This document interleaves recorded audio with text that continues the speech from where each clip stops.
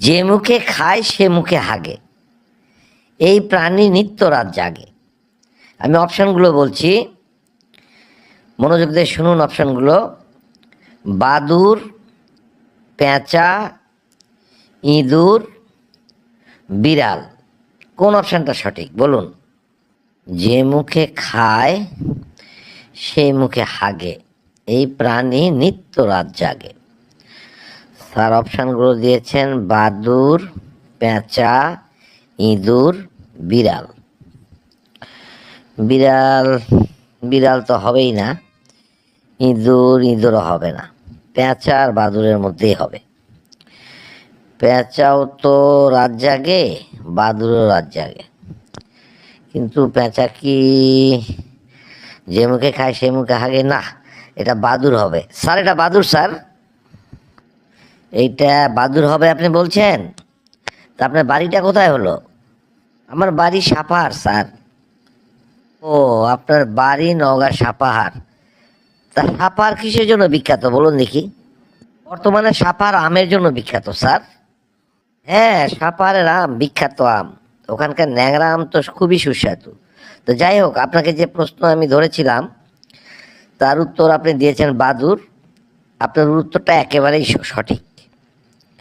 তাহলে এবার পরবর্তী প্রশ্নে যাচ্ছি, মনোযোগ দিয়ে শুনুন। ঢাক গুড়গুড় ঢাক গুড়গুড় ঢাক গুড়গুড় করে, বোলপুরেতে আগুন লেগেছে কেউ না নিভাতে পারে। আমি অপশানগুলো বলছি, সূর্য, আগুন, চাঁদ, বজ্রপাত। কোন অপশানটা সঠিক? কোনটা আপনি বেছে নেবেন? নিন, এই ধাঁধাটা পড়েছি, ঢাক গুড়গুড় ঢাক গুড়গুড় ঢাক গুড়গুড় করে, বোলপুরেতে আগুন লেগেছে কেউ না নিভাতে পারে। স্যার অপশান দিয়েছেন সূর্য, আগুন, চাঁদ, বজ্রপাত। বজ্রপাত না, হবে না। চাঁদ, চাঁদে আবার আগুন লাগে কিভাবে? আগুনও হবে না, এটা সূর্য হবে। থাকলো একটা সূর্য, সূর্য হবে স্যার, এটা সূর্য স্যার।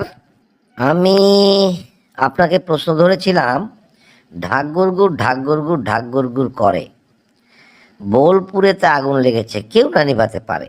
আমি আপনাকে অপশান দিয়েছিলাম সূর্য, আগুন, চাঁদ, বজ্রপাত।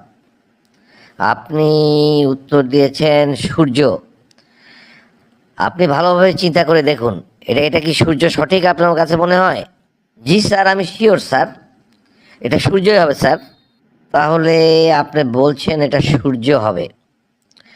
তো যাই হোক, আপনি যখন শিওর তখন আমিও শিওর, এটা সূর্যই হবে। আপনার উত্তর একেবারেই সঠিক।